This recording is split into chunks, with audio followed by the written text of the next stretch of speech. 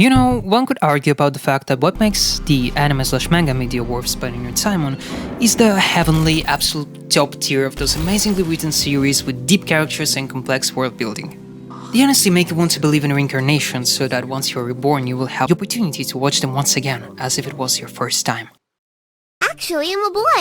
No, you're fucking not. And in a way, I agree.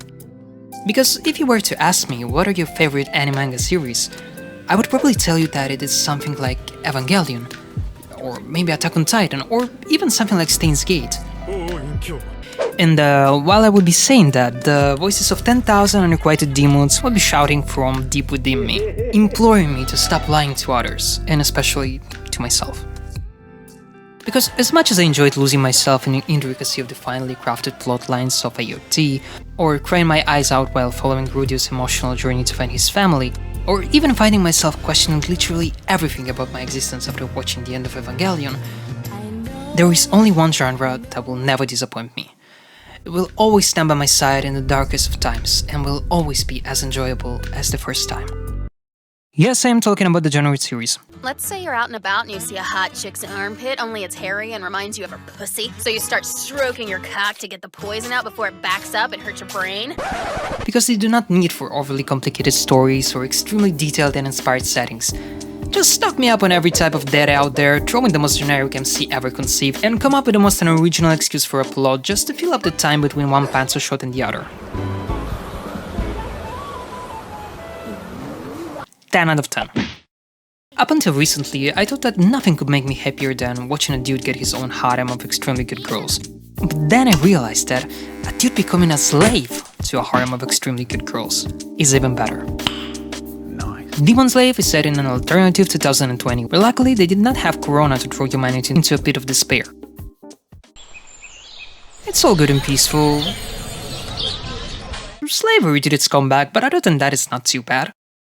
Day's never finished. Master got me working. The cause for such a comeback is the appearance of interdimensional passages that connect the Earth to a monsters-filled dimension called Mato.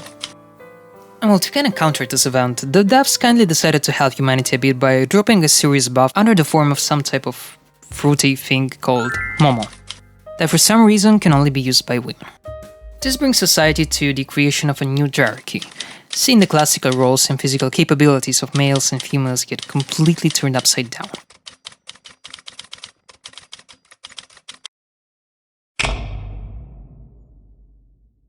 Women now have their own separate wagons at the subway, and more generally speaking, they're the ones that now fill the majority of jobs that require leadership skills or physical abilities. The only real possibility for a male to climb up the social ladder is to become somebody's boyfriend or husband. Translated, to become their beloved pet, whose biggest concern is gonna be choosing whether to start their day by washing the dishes or swiping the floors.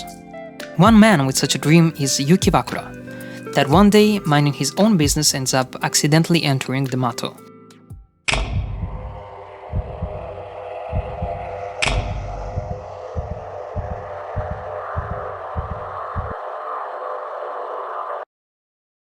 Where he's about to get his ass beaten by a bunch of monsters, but thankfully he gets saved by Kyoka Uzun, the commander of the 7th unit, founded in order to protect humanity from Mato's monsters. But unfortunately finding themselves unable to get out of a shitty situation only thanks to her power,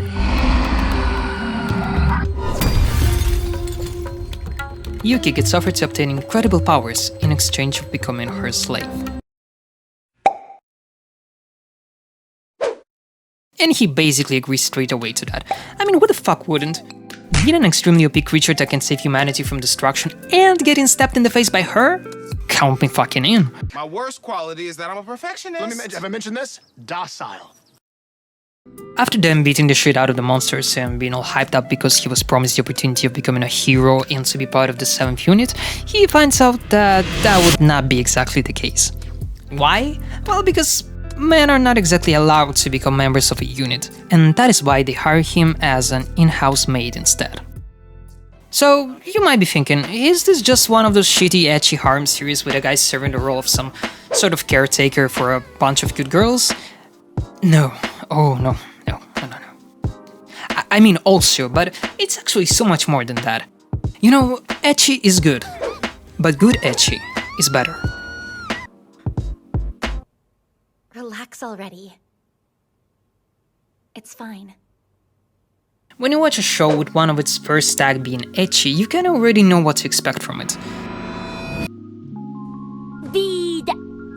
You don't watch it for the plot, you watch it for two spherical bouncy plots called boobies.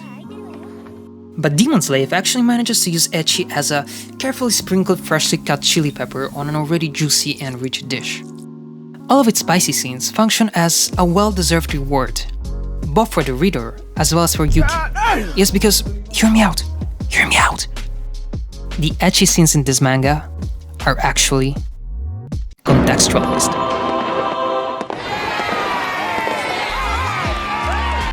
Part of the deal between Yuki and Kyoka also consists of a reward proportionate to the amount of energy spent by him during combat, which is served by Kyoka in the form of, well, I'm gonna let the images speak for themselves. So each time we are blessed with a masterfully taken panzo shot, boob squeeze, and okay, I'll have to stop here. I want this video not to get banned for at least a couple of days. It's all thanks to his performance in battle. Whatever his mind thinks of, whatever are his biggest desires, his master is forced to please him. I'm honestly kinda amazed at how this manga manages its ecchi to action ratio. Whenever the amount of energy he spends in battle is low to moderate, the author just toys with us that tiny bit, enough to convince us to read the next chapter. But then, Yuki's determination in what are the truly grand and intense battles, his blood and sweat that fill the battlefield that is now a cemetery for his enemies, all of this leaves us with some hentai level fucking cream of the crop 15 Pro Max to terabyte level of spicy scenes, and also an abundance of girls to bark for. Like it? I mean, let's not forget that one of the creators of the series is the same dude behind Akame ga Kill. And although it doesn't have the edgy core part of that pile of garbage, what it does have is an array of S-Def level waifus that can satisfy everyone's taste. You want a tsundere? No problem. You fancy a thick mommy? Got you covered. You prefer the cheerful and teasy big boob type? Here you go. The lolly? And if you thought that what I said up until this point is the sole reason I consider the series to be an absolute banger, well, let me tell you something. It's not. Let's not forget that the series is actually an action fantasy, filled with extremely cool fight scenes and a bunch of OP power-ups. The fights are generally entertaining and also extremely easy to follow. There's a lot of tactics and thought put into each one of them, and even different formations being used based on which girls are currently fighting, considering that they all have unique and extremely varied abilities. As I already said, there's Kyoka, she's a master in slavery. But then there is also Shushu, that can change her size based off the enemy she has to face. Yuchiho can stop the time for 5 seconds or rewind it back for the same amount of time, and the Lodi can literally look into the future. All of this allows each and every fight to play in a completely different way, leaving you on the edge of your seat for the entire time. Especially knowing what is coming right after the battle. Oh, and let's not forget about the art. Every fight scene is a feast for the eyes.